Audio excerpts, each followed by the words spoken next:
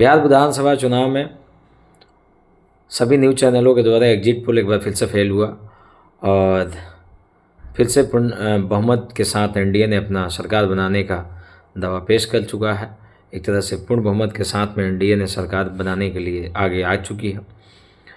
बिहार का चुनाव कभी भी इतना आसान नहीं रहा है। पूरे देश के बड़े बड़े दिग्गजों, बड़े बड़े सोच विचार के लोगों को मजबूत कर देता है इस सोचने के लिए कि किस तरफ का झुकाव होगा। हालांकि इस बार का चुनाव ऐसा लग रहा था कि बिल्कुल भी महागठबंधन के पक्ष में जाएगा। आरजेडी बहुत अच्छी सीट लेकर के आएगी, क्योंकि ऐसा माना जा रहा था कि पर लोगों का मन बदलाव को लेकर के है।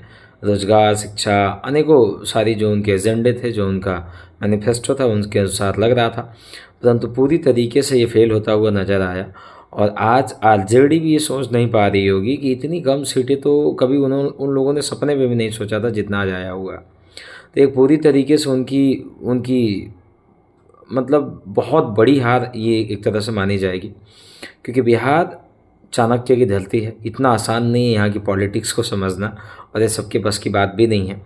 और ख़ास करके जो एक नई पार्टी जो जनसुराज आई थी, उससे ही बहुत एक्सपेक्ट था लोगों का, बड़े बड़े राजनीतिक विशेषज्ञों का, जो कि पूरी तरीके से पूरी और साथ ही साथ बुरी तरीक़ों से भी फेल होती हुई नजर आई।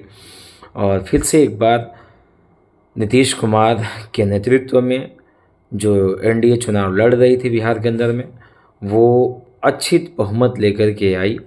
और पिछले बार की भांति इस बार सबसे शानदार अगर किसी का सबसे बढ़िया प्रदर्शन था तो वो बीजेपी से भी बढ़िया रहा जेडीयू का।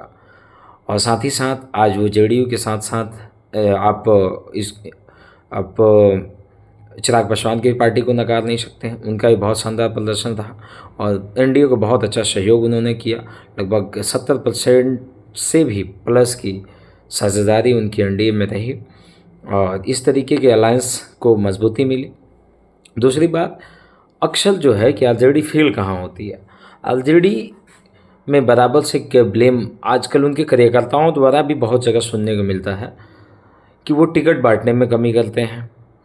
टिकट में मंथन बढ़िया तरीक़ा से पुराने अपने कार्यकर्ताओं के साथ में, जो उनके एक पिताजी के साथ में रह करके जो काम किया करते थे, उनके साथ कम रणनीति तैयार की जाती है। उन्हीं के घर में फूट डलना, आपसी मतभेद, उनके पारिवारिक आपसी मतभेद, साथ ही साथ एक एजेंडा सेट नहीं कर पाए वो लोग बिहार में, जो कि एनडीए ने ये कर पाई। जंगल राज, चाहे मोदी जी की माँ की गाली हो, चाहे छठ पूजा पे राहुल गांधी का बयान हो, इन तरीके की बहुत सारी ऐसी उनके द्वारा, चाहे भोजपुरी के उनके समर्थन में गाए जाने वाले बहुत सारे गाने हों, जो कि पूर्ण रूप से उनको क्षति पहुंचाने का एक तरह से देखा जाए तो काम किया है। ये 100% बिल्कुल सही नहीं है, लेकिन कुछ हद तक ये चीज़ें सही भी है। और ये चीज़ें कहीं ना कहीं उनको बहुत हद तक परेशान किया है, जो कि उसको बहुत अच्छे तरीके से वो ध्यान नहीं देते हैं उनको, और उनके पार्टी के द्वारा इसको नज़रअंदाज किया जाता है। और इसका खामियाजा आज पूरी आरजेडी भुगत रही है और पूरा महागठबंधन भी भुगत रहा है। जहाँ तक बात है कांग्रेस की, उससे कहीं ना कहीं आरजेडी ने उनसे सीट को कॉम्प्रोमाइज़ किया। हालांकि अगर देखा जाए तो आरजेडी को बहुत ही कम मात्रा में सीट शायद कांग्रेस को देनी थी, क्योंकि कांग्रेस का प्रदर्शन आज कई विधानसभाओं में, लोकसभाओं में भी बढ़िया प्रदर्शन नहीं रहा है।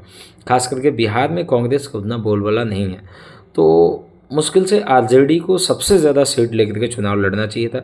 जिस तरीके से एनडीए गठबंधन के अंदर में चिराग पासवान को सीटें मिली थी, लगभग 29 सीटें, उसी के आसपास में लगभग 20-30 के आसपास में कांग्रेस को भी मिलनी चाहिए थी, और उससे भी ज़्यादा मात्रा में आरजेडी को। हालांकि तब भी अब की बार का चुनाव उनके मत में नहीं था, लेकिन परंतु वो और सीट ज़्यादातर लेकर के आ सकते थे। शायद जहाँ पे कांग्रेस हारी है वहाँ पे आरजेडी अगर रहती तो शायद जीत सकती थी। बाकी एक बार फिर से अगले 5 साल की जो एक नई अध्याय जो लिखी गई है, आगे देखते हैं कि इसकी सरकार के साथ ये फिर से बिहार अपने विकास की गति को थामते हुए चलता है। देखना बाकी ये नई गवर्नमेंट बनने को जितने भी लोग बनाने को लेकर के फ्लोर पे आएंगे, उन सभी लोगों को बहुत बहुत बधाई। सभी विधायकों की बहुत बहुत बधाई। जो लोग भी जहाँ से जीते उनको एक बार बहुत बहुत शुभकामना।